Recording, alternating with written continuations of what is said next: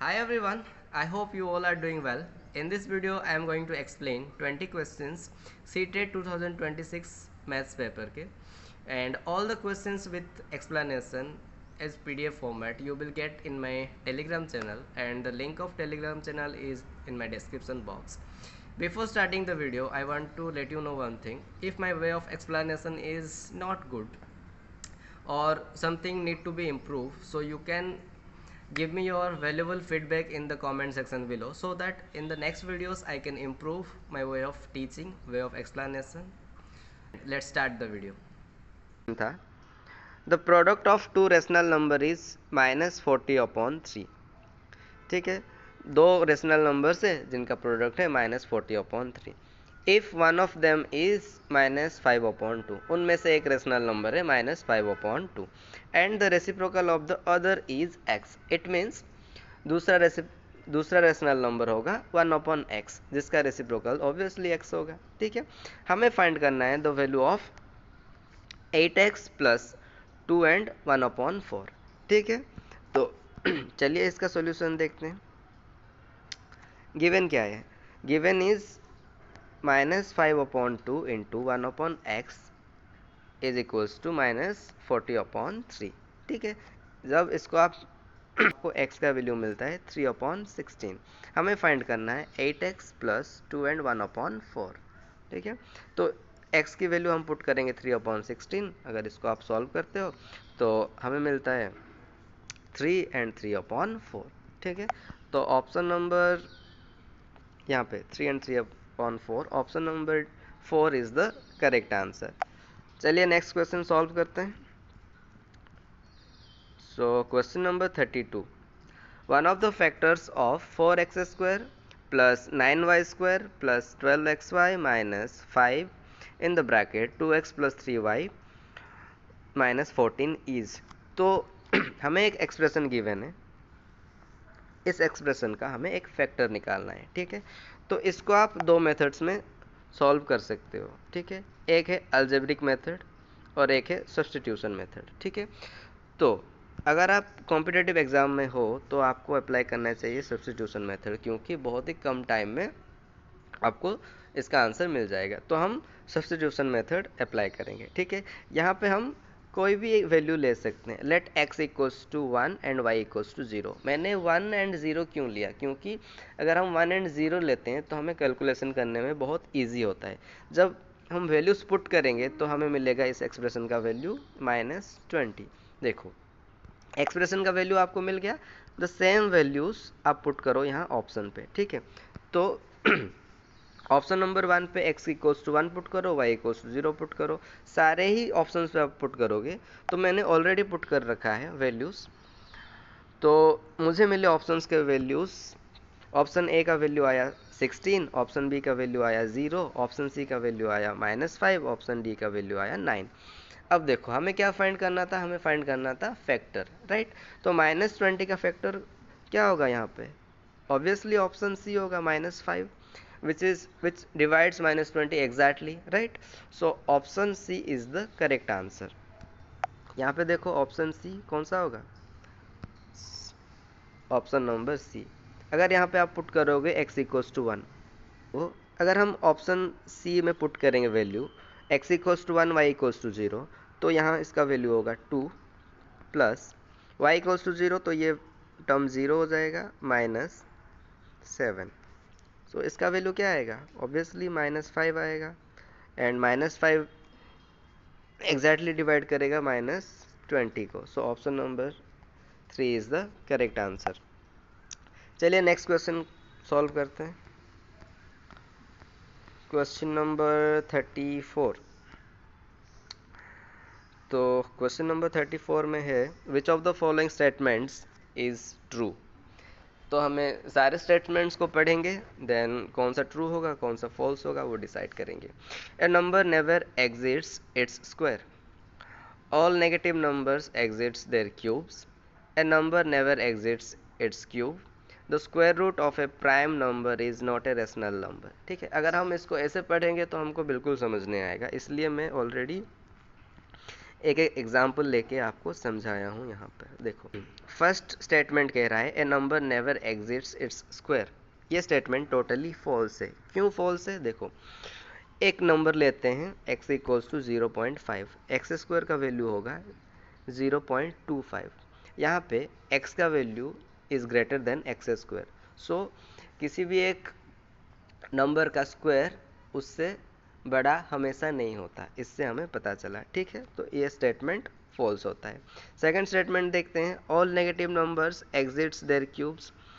ये भी फॉल्स है। देखो ये स्टेटमेंट किसके लिए ट्रू होगा? एक्स इक्वल्स टू जब आप -3 लेते हो, एक्स इक्वल्स टू अगर आप -3 लेते हो तो एक्स क्यूब का वैल्यू मिलता है -27, जो कि ट्रू है इस स्टेटमेंट के लिए। बट उसी केस में अगर आप जब लेते हो x इक्वल्स टू -0.5 तो एक्स क्यूब का जो वैल्यू होता है वो -0.125 होता है।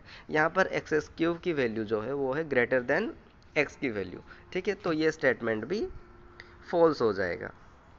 अब देखते हैं option number C, a number never exceeds its cubes. अगर एक नंबर हम लेते हैं -3 का क्यूब का वैल्यू जो होगा वो -27 होगा, तो यहाँ पर ऑब्वियसली x की value is greater than x cube, तो ये वाला ऑप्शन भी फॉल्स होगा। अब देखो option number D, the square root of a prime number is not a rational number. ये तो हर एक बच्चा इजीली बता सकता है, क्योंकि हम 10th क्लास एनसीईआरटी में क्या पढ़े है? √2 इज ए इरेशनल नंबर। इसको हम कैसे प्रूव कर रहे थे? कॉन्ट्राडिक्शन मेथड में प्रूव करते थे। ठीक है, तो the square root of a prime number is not a rational number, ये एब्सोल्युटली ट्रू स्टेटमेंट है। इसको हम 10th क्लास एनसीईआरटी में प्रूव भी कर रहे थे, एंड हर एक बोर्ड एग्जाम में ये आता है 10th क्लास के मैथ्स के। ठीक है, अब देखते हैं अब नेक्स्ट क्वेश्चन। क्वेश्चन नंबर 35 देखो, A and D are 2 points lying on the same side of line segment BC।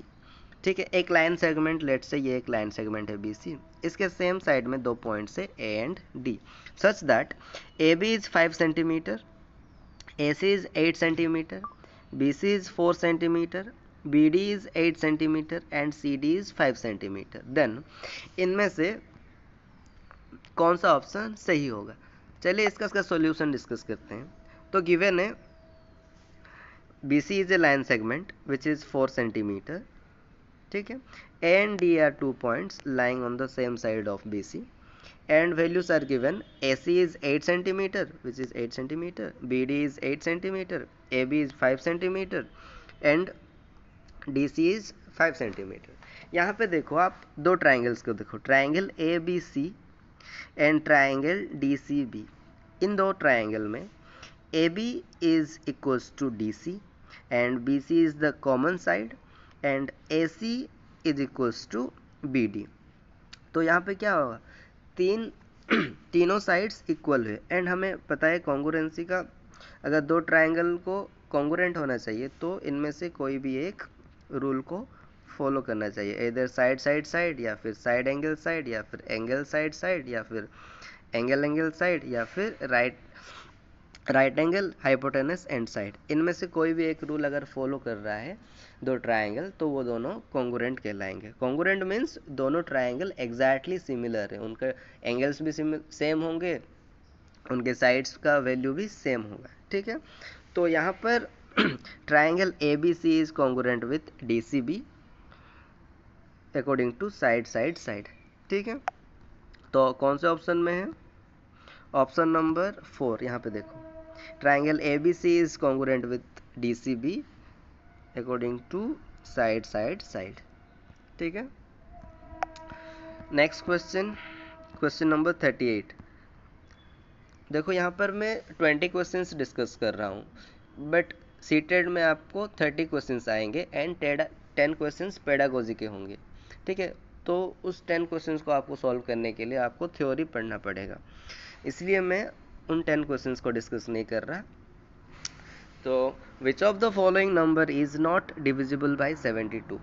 इस क्वेश्चन को आप ऐसे नॉर्मली भी सॉल्व कर सकते हो, बट आपको अगर आप हर एक नंबर को चेक करोगे डिविजिबल बाय 72 और नॉट, तो आपको ज़्यादा टाइम लगेगा। तो इसको हम सॉल्व करेंगे को प्राइम फैक्टर मेथड में। कैसे? 72 का को प्राइम फैक्टर हम निकालेंगे जो कि 8 एंड 9 होता है। ठीक है, तो अगर कोई नंबर 9 के द्वारा डिविजिबल है तो वो नंबर भी डिविजिबल होगा 72 के द्वारा, ये एक रूल है। ठीक है, अगर कोई नंबर 8 के द्वारा डिविजिबल है तो वो नंबर डिविजिबल होगा 72 के द्वारा, क्योंकि 8 एंड 9 आर को प्राइम फैक्टर ऑफ 72। ठीक है, तो मैंने यहाँ पे अप्लाई किया 9 का डिविजिबिलिटी रूल। 9 का डिविजिबिलिटी रूल कहता है कि the sum of the numbers should be divisible by 9। ठीक है, तो यहाँ पे देखो 9, 5, 1 और 2, इसको जब मैंने सॉल्व किया तो इसका जो सम आया 18 आया, which is divisible by 9। Option 2 को जब मैंने सम किया तो इसका जो सम आया 21, which is not divisible by 9। Option C को जब मैंने सम किया तो इसका सम आया 36, which is divisible by 9। Option D again 27 आया, which is divisible by 9। So option 2 यहाँ पर ऐसा एक नंबर है विच is not divisible by 9, that is why this number is not divisible bye 72। सो यहाँ पे ऑप्शन नंबर 2 जो है ये number not divisible bye 72। I hope आपको समझ आया होगा, नहीं तो आप रिपीट करके क्वेश्चन को देख सकते हो। ठीक है, नेक्स्ट क्वेश्चन करते हैं, क्वेश्चन नंबर 40। यहाँ पे गिवन है if a plus b is 17/6 and a B is 2। a plus b given है 17/6 and a B is 2, then what is the value of a minus b. देखो ये बहुत ही easy है। अगर आपको एक आइडेंटिटी पता है, आइडेंटिटी क्या है, a प्लस बी का whole square minus a minus b का whole square which is equals to 4ab। अगर ये आइडेंटिटी आपको पता है ना तो आप इजीली इस फॉर्म प्रॉब्लम को सॉल्व कर सकते हो, क्योंकि a प्लस बी का वैल्यू गिवन है हमें एंड ए बी का वैल्यू गिवन है, हमें फाइंड करना है a माइनस बी का वैल्यू। ठीक है, तो अगर इसको आप रीअरेंज करोगे तो आपको a प्लस बी का whole square minus 4ab which is equals to a minus b का होल स्क्वायर, वैल्यूज मैंने पुट किया तो मुझे मिला a minus b equals to 1/36 का होल रूट। ठीक है, a minus b equals to 1/6 plus और माइनस 1/6। तो देखते हैं कौन से ऑप्शन में है। तो यहाँ पे देखो option number 3 a minus b का वैल्यू 1/6 है, तो उसको आप ले सकते हो। ठीक है, कुछ भी नहीं था इस क्वेश्चन में, सिर्फ आपको ये आइडेंटिटी पता होना चाहिए, इसको आप लिख के रख लो। a प्लस बी का whole square minus a minus b का whole square equals to 4ab। ठीक है, इस आइडेंटिटी को अगर आप याद रखते हो तो आपको मिल सकते हैं 1 मार्क्स। ठीक है, next question, question number 42। A pie chart is constructed for the following data. आपके पास एक डेटा है जिसको लेके आप एक पाई चार्ट बनाओगे। ऑलरेडी पाई चार्ट बन चुका है, उसके रिलेटेड कुछ क्वेश्चंस होंगे, जैसे what will be the difference between the central angles of the sectors representing the numbers of computer solved in March and January. ठीक है, तो डेटा गिवन है month number of computer solved, तो जनवरी month में 500 computer solve हुए हैं, फरवरी month में 700, March month में 840, अप्रैल मंथ में 750 एंड जून में 820। इतने सारे कंप्यूटर्स सॉल्व हुए हैं। तुम्हें फाइंड करना है what will be the difference between the central angles of sectors representing the numbers of computers solved in March and January. देखो इसका जो पाई चार्ट होगा ऐसा कुछ होगा। ठीक है, तो हमारे पास 5 मंथ्स है, लेट्स से दिस इज जनवरी में इतना सोल्ड हुआ, this is for February, this is for March, this is for April and this is for. ठीक है, तो ये जो पार्ट है लेट्स से ये है फॉर जनवरी, जनवरी में इतना सॉल्व हुआ, दिस इज फॉर फरवरी। ठीक है, फरवरी में इतना सॉल्व हुआ 700 and this is for March, March में इतना पार्ट सॉल्व हुआ एंड अप्रैल में 750, this part represents April and this is for June. ठीक है, ये एक ऐसा पाई चार्ट है। तो हमें निकालना है the angle difference, the central angle difference between March and January. देखो ठीक है, तो this is for March and this is for January, इन दोनों में से एंगल डिफरेंस कितना होगा। इट मीन्स लेट से अगर ये 80 डिग्री हुआ एंड ये 60 डिग्री हुआ तो उन दोनों का डिफरेंस कितना होगा, 20 डिग्री। वैसा ही हमें फाइंड करना है, ठीक है। तो चलिए फाइंड करते हैं। सबसे पहले यहाँ पे देखो, गिवन है मार्च में सॉल्व हुआ था 840 कंप्यूटर्स, जनवरी में सॉल्व हुआ था 500 कंप्यूटर्स। तो इन दोनों का डिफरेंस कितना है, 340 कंप्यूटर्स का डिफरेंस है, ठीक है। एंड टोटल जो सेल हुआ है, टोटल कंप्यूटर्स जो सेल हुए हैं वो 4500 कंप्यूटर्स सोल्ड हुए हैं, ठीक है। और जो एक इम्पोर्टेंट फॉर्मूला है एंगल का वो होता है value upon total into 360 degree, ठीक है। तो एंगल का जो वैल्यू का जो डिफरेंस था वो था 340 and total computers sold is 4500 into 360। तो इसका जो हमें वैल्यू मिल रहा है 27.2 डिग्री, ठीक है। अगर आप इसको इंडिविजुअली करना चाहते हो, जैसे पहले आप फाइंड करते फॉर 840, इसका एक आप एंगल फाइंड करते, ठीक है। सेम फॉर्मूला को आप यूज़ करके वैल्यू के जगह आप पुट करते 840, टोटल के जगह 4500 इंटू 360, देन इसका भी सिमिलरली फाइंड करते, देन उन दोनों एंगल को आप सब्ट्रैक्ट कर लेते, तो तब भी आपको 27.2 डिग्री ही मिलता। बट मैंने डायरेक्टली कर लिया, इन दोनों का डिफरेंस निकाल लिया, फिर इसका एंगल हमने फाइंड कर लिया, तो सेम ही आंसर आपको मिलेगा। एंड क्वेश्चन नंबर 43 पे आपको गिवन है a swimming pool is 20 metre in length. एक स्विमिंग पूल है जिसका लेंथ है 20 metre, 15 metre in breadth and 4 metre in depth. What is the cost of plastering. अगर उस स्विमिंग पूल को आपको प्लास्टर करना है तो आपको कॉस्ट कितना होगा, इट्स फ्लोर एंड वॉल्स, ठीक है। तो आपको टोटल सरफेस एरिया उस स्विमिंग पूल का प्लास्टर करना है एट 42 पर मीटर स्क्वायर, और 1 मीटर स्क्वायर को प्लास्टर करने के लिए आपको 42 रुपीज़ लग रहे हैं, ठीक है। तो सबसे पहले हमें स्विमिंग पूल का टोटल सरफेस एरिया फाइंड करना पड़ेगा, ठीक है।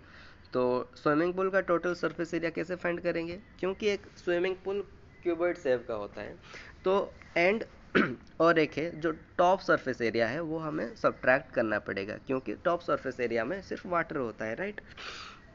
तो required surface area equals to total surface area of cuboid minus area of rectangle, क्योंकि जो टॉप सरफेस एरिया है वो एरिया ऑफ रेक्टेंगल जैसा होता है।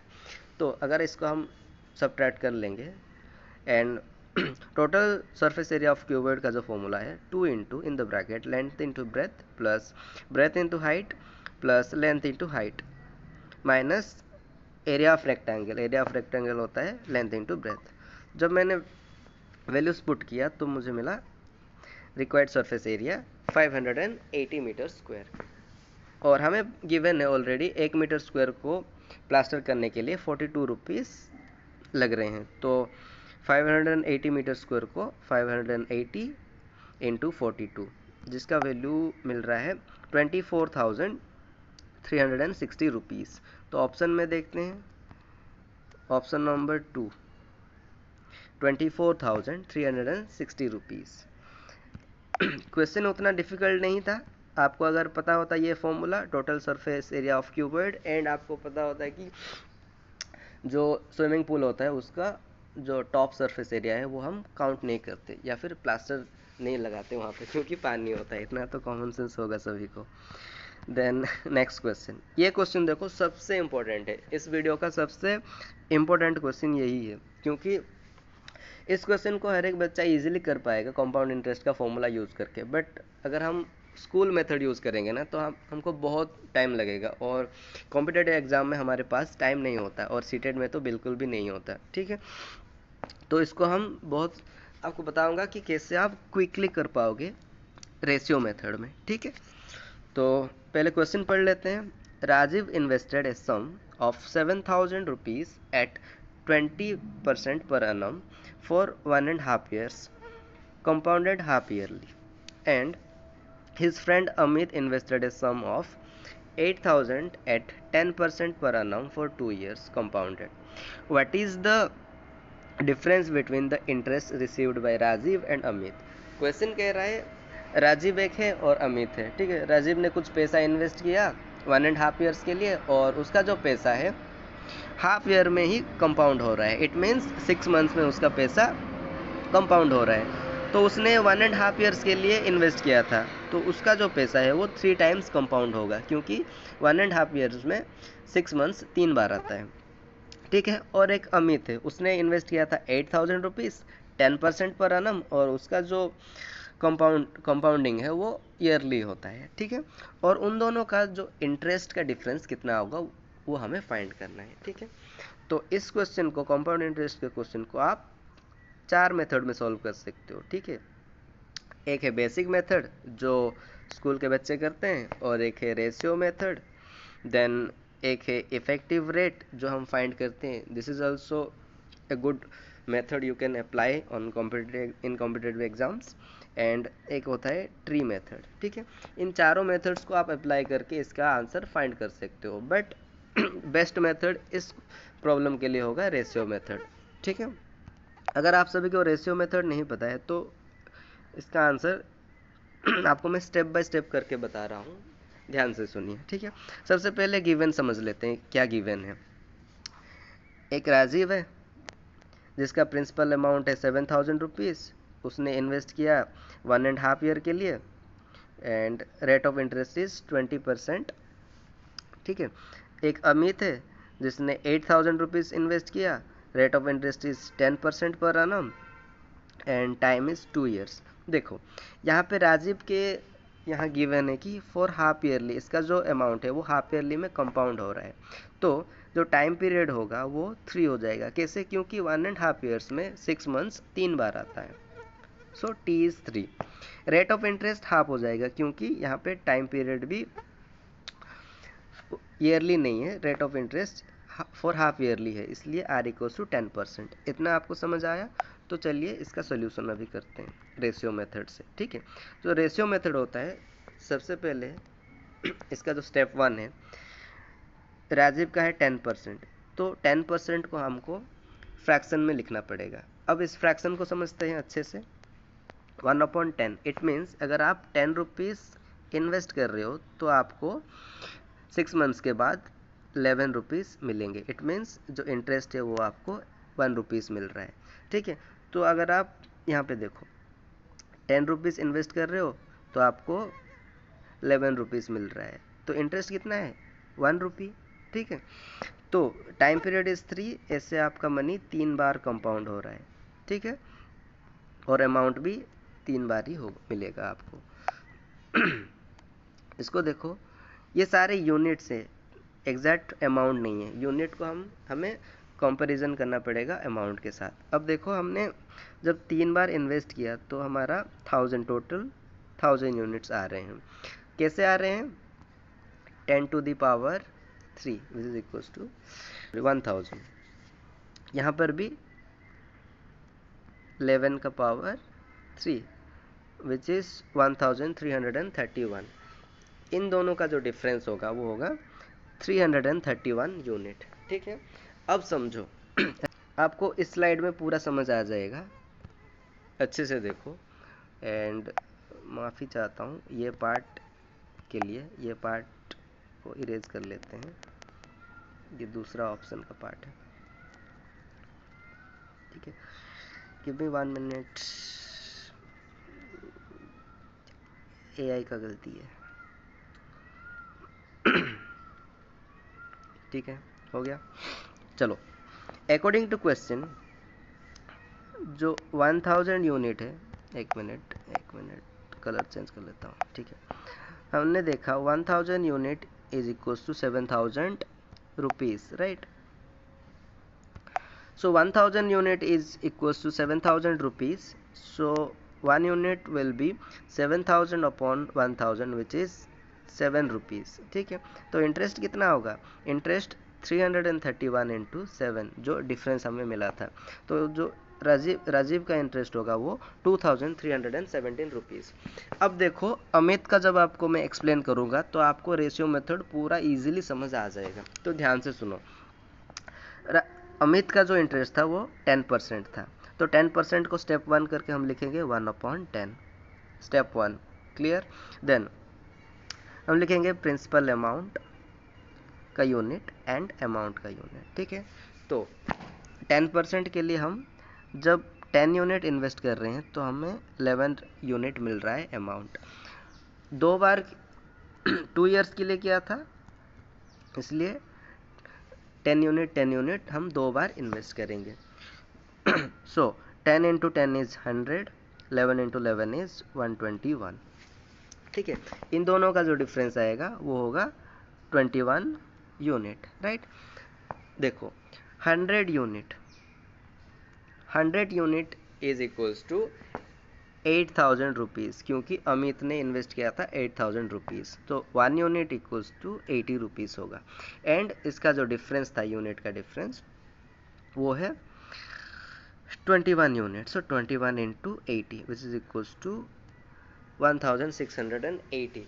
यहाँ पे मैं डिफरेंस क्यों फाइंड कर रहा हूँ, देखो, क्योंकि जो प्रिंसिपल अमाउंट एंड अमाउंट होता है, amount minus principal amount equals to interest, ये है फॉर्मूला। दैट्स वाई मैं यहाँ डिफरेंस निकाल रहा हूँ 121 यूनिट एंड 100 यूनिट का। तो यहाँ पे डिफरेंस जो आएगा 2317 रुपीज़, जो राजीव का इंटरेस्ट था, एंड अमित का इंटरेस्ट है 1680 रुपीज़ विच इज़ 637 रुपीज़। ठीक है, इसको मैंने आपको समझाया इसलिए बहुत टाइम लगा, बट जब एक बार आप समझ जाओगे ना तो इजीली आप कर पाओगे इस क्वेश्चन को कम टाइम में।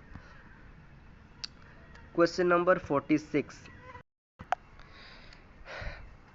Question number 46, if x, y and z are respectively the number of faces, vertices and edges of a triangular pyramid, then इनमें से कौन सा ऑप्शन सही होगा। देखो, सबसे पहले आपको ट्रायंगुलर पिरामिड समझना पड़ेगा। ठीक है, तो उसके लिए जो ट्रायंगुलर पिरामिड होता है उसको हम टेट्राहेड्रन कहते हैं, जिसका नंबर ऑफ फेसेस होता है वो 4। ठीक है, टोटल वर्टिसेस होता है 4 एंड नंबर ऑफ एडजेस होते हैं 6। ठीक है, अगर इतना आपको पता है तो आप इजीली इस क्वेश्चन को सॉल्व कर सकते हो। So let x equals to faces, y equals to vertices and z is total edges. ठीक है, तो x इक्वल्स टू कितना होगा 4, क्योंकि नंबर ऑफ फेसेस 4 होते हैं, y इक्वल्स टू होगा 4 क्योंकि नंबर ऑफ वर्टिसेस 4 होते हैं, एंड z इक्वल्स टू 6 जो टोटल नंबर ऑफ एडजेस। तो आप इन सबका वैल्यू, x का वैल्यू सब्सटीट्यूट कर लो, y का वैल्यू सब्सटीट्यूट कर लो एंड z का वैल्यू सब्सटीट्यूट कर लो। जब वैल्यू सब्सटीट्यूट करोगे तो आपको इजीली पता चल जाएगा कि कौन सा ऑप्शन सही है।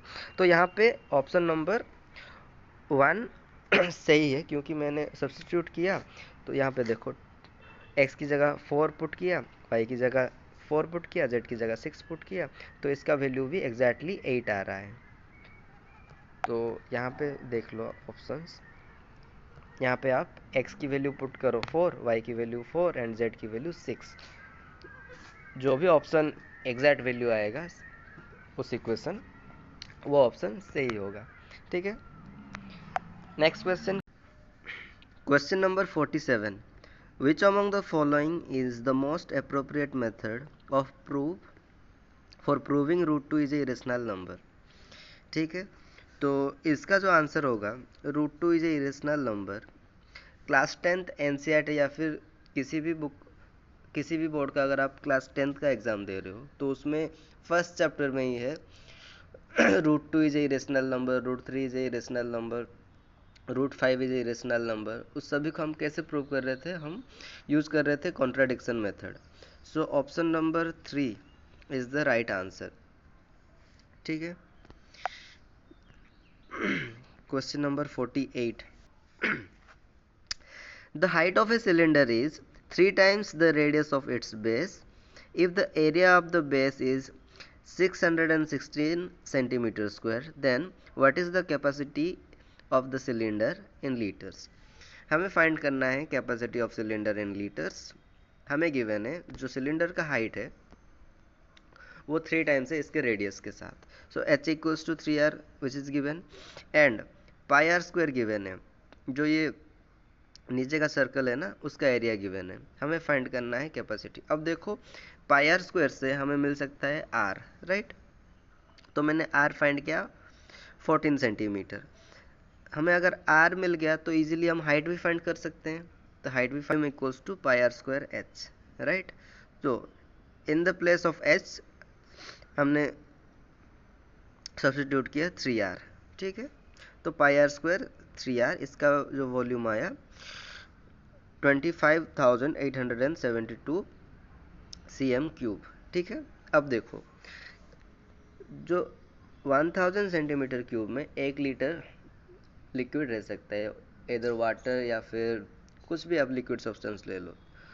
तो 1000 सेंटीमीटर क्यूब में 1 लीटर अगर रहेगा तो इसका कैपेसिटी जो होगा 25,872 सेंटीमीटर क्यूब अपॉन 1000। तो इसका जो कैपेसिटी है यहाँ पे आपको मिलेगा 25.872 लीटर्स, इस सिलेंडर का कैपेसिटी। तो देखो ऑप्शन में कौन सा ऑप्शन में है। सो ऑप्शन नंबर 2 25.872 liters का capacity. So option number 2 is the right answer. Next question, a student was asked to arrange the following numbers in descending order: -20, -150, 0, 23, 46. The student wrote the following answer.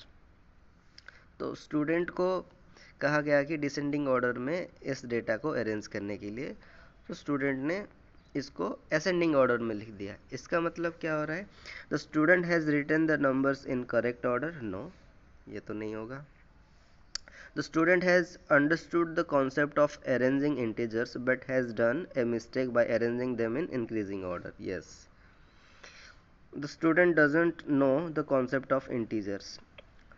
Option number B होगा, option number 2 होगा right answer, क्योंकि student को पता है the concept of arranging integers but increasing order decreasing order में उसको थोड़ा दिक्कत है, इसलिए उसने इंस्टेड ऑफ डिक्रीजिंग ऑर्डर वो इंक्रीजिंग ऑर्डर में अरेंज कर लिया नंबर्स को।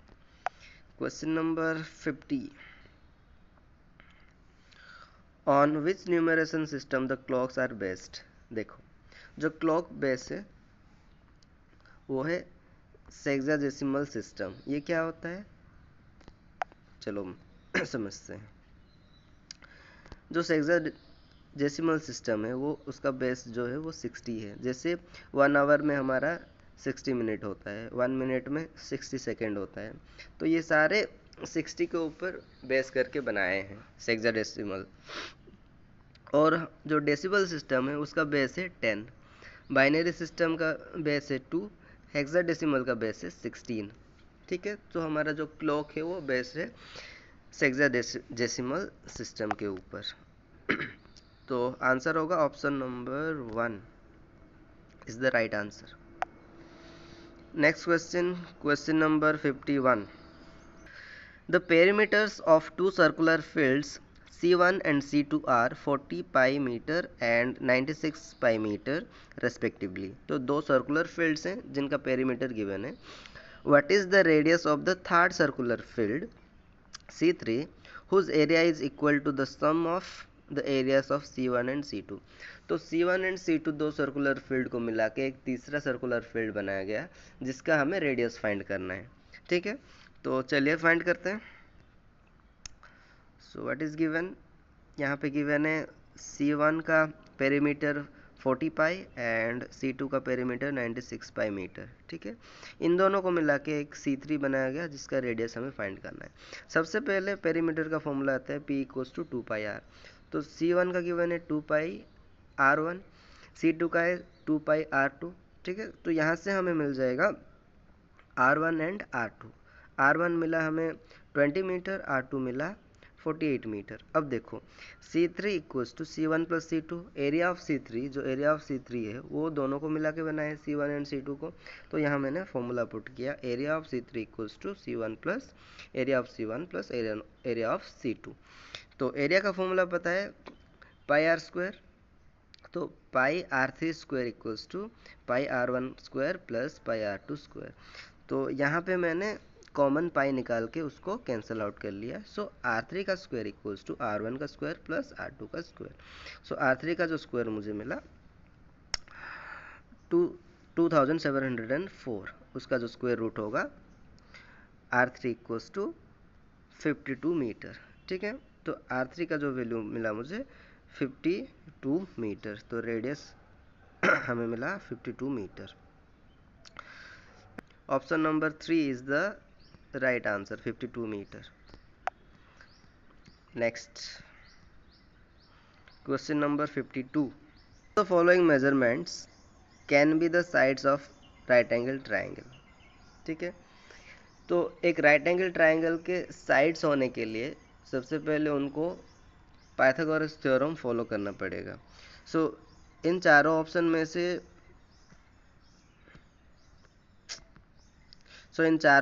से जो भी ऑप्शन पाइथागोरस थ्योरम को फॉलो कर रहा होगा वो राइट एंगल ट्राइंगल का साइड्स होगा।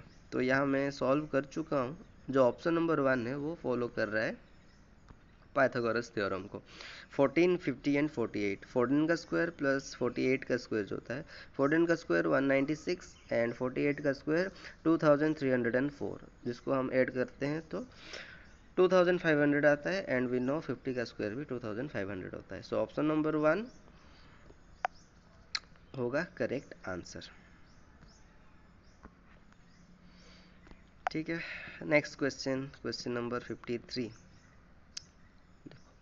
ये तो सिंपल सा क्वेश्चन है, आपको सिर्फ इसका सॉल्यूशन फाइंड करना है। द वैल्यू ऑफ, यहाँ पे देखो ये एक सर्टेन पैटर्न फॉलो करता है। ठीक है, तो इसको पहले आपको इसके स्क्वायर रूट्स निकालने पड़ेंगे। तो इसका जो स्क्वायर रूट है 41√3, 50 का 5√2, देन 32 का 4√2, देन 1323 का 21√3। यहाँ पे √3 cancel out, √2 cancel out, 41 into 5 upon 4 into 21 जो हमें मिल रहा है 205 अपॉन 84। ठीक है, 205 upon 84, option number 2 is the right answer. Renu loses 15% by selling an article A, 38 rupees 50 paisa, and gains 12% by selling article B for 616 rupees. If she sells both articles for 1180, then her percentage of gain is यहाँ पे देखो रेणु ने एक article cell किया, article a, जिसमें उसको loss हुआ 15% का। ठीक है, और दूसरा आर्टिकल बी सेल किया जिसमें उसको प्रॉफिट हुआ 12% का। इट मीन्स एक में लॉस हो रहा है, एक में प्रॉफिट हो रहा है, उन दोनों को मिला के एक साथ उसने सेल किया जिसमें उसको प्रॉफिट हुआ या फिर लॉस हुआ, वो हमें फाइंड करना है। ठीक है, तो सबसे पहले देखो यहाँ पे हमें दोनों का कॉस्ट प्राइस फाइंड करना है, क्योंकि एक में लॉस हो रहा है, एक में प्रॉफिट हो रहा है। अगर दोनों का कॉस्ट प्राइस हम फाइंड कर लेंगे तो हमारे लिए ईजी होगा प्रॉफिट कितना हुआ है वो फाइंड करने के लिए। ठीक है, तो यहाँ पे देखो क्या क्या गिवन है। आर्टिकल ए को उसने बेचा 382 रुपीज़ 50 पैसा में, एंड आर्टिकल बी को बेचा 616 रुपीज़ में।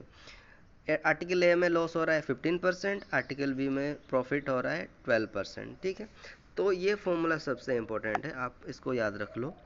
जो कॉस्ट प्राइस है, जब लॉस होता है, cost price is equals to selling price into 100 upon 100 minus loss percentage. ठीक है, जब प्रॉफिट होता है तो ये फॉर्मूला अप्लाई होगा। Cost price equals to selling price into 100 upon 100 plus gain percentage. देखो यहाँ पे 100 प्लस गेन परसेंटेज है या 100 माइनस। 100 माइनस क्यों है? क्योंकि लॉस में हमेशा 100% से घटता है चीज़ें, एंड प्रॉफिट में 100 प्लस होता है क्योंकि आपको एक्स्ट्रा पैसे मिलते हैं। That is why. तो फर्स्ट आर्टिकल ए का जो कॉस्ट प्राइस हमें मिला 450 रुपीज़, आर्टिकल बी का जो कॉस्ट प्राइस हमें मिला 550 रुपीज़। ठीक है, जब इन दोनों को हम मिला देते हैं, ऐड कर लेते हैं, तो इन दोनों का प्राइस होता है कॉस्ट प्राइस 1000 रुपीज़। बट उसने कितने में बेचा था? उसने बेचा था 1180, तो हमें 180 रुपीज़ का प्रॉफिट हुआ। तो 180 रुपीज़ का प्रॉफिट परसेंटेज कैसे फाइंड करेंगे? 180 अपॉन 1000 इंटू 100, राइट। तो यहाँ पे हमें मिला 18%, ठीक है। तो 18% का हमें गेन मिला। तो ऑप्शन में देखते हैं, option number 4 is the correct answer, 18%। I hope आपको समझ आया होगा। अगर समझ नहीं आ रहा तो कमेंट सेक्शन में बताना, मैं ट्राई करूँगा और बेहतर तरीके से एक्सप्लेन करने के लिए। If 2x minus 10 degree and 3x minus 50 degree are complementary angles. देखो, कॉम्प्लीमेंट्री एंगल्स होते हैं जिन दोनों, अगर दो एंगल्स को आप ऐड करते हो तो उनका एडिशन 90 डिग्री आना चाहिए, ठीक है। सप्लीमेंट्री एंगल्स वो होते हैं जिन दोनों का एडिशन आता है 180 डिग्री। तो यहाँ पे complementary angles, angle a plus angle b is 90 degree, supplementary angles angle a plus angle b is 180 degree. So यहाँ पे गिवन है complementary angles. So 2x minus 10 degree plus 3x minus 50 degree is equals to 90 degree, ठीक है। So 5x minus 60 degree equals to 90 degree, 5x equals to 150 degree, x equals to 30 degree. So x की value हमें मिला 30 degree, but हमें find करना है 4x plus 40, ठीक है। तो x की जगह 30 पुट कर लो, 120 प्लस 40 160 डिग्री, ठीक है। इसका आंसर हमें मिला 160 डिग्री। कौन से ऑप्शन में है? Option number 3 is the right answer. So माफ करो, 1 minute. Next question, in a quadrilateral ABCD, if AB is parallel with DC, angle B is 70 degree, AB is equals to CD, then यहाँ पे देखो क्या क्या given है, एक quadrilateral है। तो यहाँ पे गिवन है ABCD is a quadrilateral, angle B is 70 degree, AB is parallel with CD, AB equals to CD। यहाँ पे देखो AB एंड CD दो ऑपोजिट साइड्स हैं, opposite sides are equal and parallel, it means and angle B is 70 degree. तो यहाँ पर ये लोग रेक्टेंगल नहीं होगा, स्क्वायर नहीं होगा, इधर रोम्बस हो सकता है और पैरेललोग्राम हो सकता है। बट रोम्बस होने के लिए चारों साइड्स का वैल्यू इक्वल होना चाहिए। सो यहाँ पर रोम्बस नहीं होगा, तो क्या होगा? A B is equals to C D, so parallelogram हो सकता है। सो पैरेललोग्राम में if this is 70 then this also equals to 70। So और क्या बचा? This is 110, this is 110 degree, ठीक है। तो ऑप्शंस देख लेते हैं। ऑप्शन में ऑप्शन बी इज 70 डिग्री, तो यहाँ पे A and C. Option number 4 देखो, angle A is 110 degree and angle C is 110 degree, ये होगा राइट आंसर, ठीक है। तो आपको अगर पैरेललोग्राम की प्रॉपर्टी आती है तो आप इजीली ये वाला क्वेश्चन कर सकते थे। Next question, question number 59, the following observations have been written in the ascending order, ठीक है। तो ये आपको असेंडिंग ऑर्डर में गिवन है ये data, 28 31 47 51 a plus 3 71 74 78 90। If the median of the data is 61.5 then the mean of the data is, देखो सबसे पहले आपको मीन एंड मीडियन का फॉर्मूला आना चाहिए। मीडियन का जो गिवन है ये है डेटा, ठीक है। तो मीडियन का जो फॉर्मूला होता है वो दो मिड टर्म को हम ऐड करके, क्योंकि ये इवन नंबर ऑफ टर्म्स है, सो a प्लस 3 अपॉन 2, तो इसका हमें मिला a इक्वल्स टू 60, तो a प्लस 3 होगा 63, ठीक है। तो इसका मीन क्या होगा? सबको ऐड करके अपॉन 10, क्योंकि 10 नंबर ऑफ टर्म्स है, तो हमें मिला मीन 59.3। तो यहाँ पे सबसे ज़्यादा इंपॉर्टेंट है आपको मीडियन फाइंड करना, क्योंकि मीन सबको पता होता है एवरेज कैसे फाइंड करते हैं, ठीक है। Sum of all numbers upon number of terms. तो मीडियन अगर आपको फाइंड करना नहीं आता तो यहाँ पे आपको दिक्कत हो सकता था, ठीक है। तो नेक्स्ट क्वेश्चन सॉल्व करते हैं, ऑप्शंस देख लेते हैं आंसर आया कि नहीं। 59.3, yes 59.3 is the right answer, option number 4। Question number 60, ठीक है। If 5 if 5 in the bracket 3x plus 4 minus 8 in the bracket 6x plus 7 is equals to 9x minus 8, then what is the value of 3x plus 4? कुछ भी नहीं है, इतना easy है question. सिर्फ आपको x की वैल्यू फाइंड करना है, देन x की वैल्यू यहाँ पुट कर देना है, इजीली आप कर लोगे ये। तो यहाँ पे देखो मैंने सॉल्व किया, तो इसको जब मैंने सॉल्व किया तो x की वैल्यू मुझे मिला x इक्वल्स टू -2/3, ठीक है। तो यहाँ x की जगह पुट करो -2/3, देन आपको मिलेगा दिस 3 कैंसिल आउट, -2 + 4 इज +2, ठीक है। तो आंसर होगा 2। Option number 3 is the right answer. I hope आपको सारे क्वेश्चन समझ आए होंगे। अगर नहीं आए तो भी कमेंट करना, ताकि मैं नेक्स्ट वीडियोस में अपना वे ऑफ एक्सप्लेनिंग थोड़ा इम्प्रूव कर लूँ। एंड इसका जो PDF है आपको मिल जाएगा मेरे टेलीग्राम चैनल पे। टेलीग्राम चैनल का लिंक मैंने डिस्क्रिप्शन पे दे रखा है, वहाँ पे जाना, टेलीग्राम चैनल पे ज्वाइन करना एंड PDF डाउनलोड करके आप खुद से भी प्रैक्टिस कर सकते हो, ठीक है। Thank you so much for watching till the end. ऐसे ही मज़ेदार वीडियोस के लिए चैनल को सब्सक्राइब करके बेल आइकन को ऑल पे सेट कर लो। मिलते हैं अगले वीडियो में।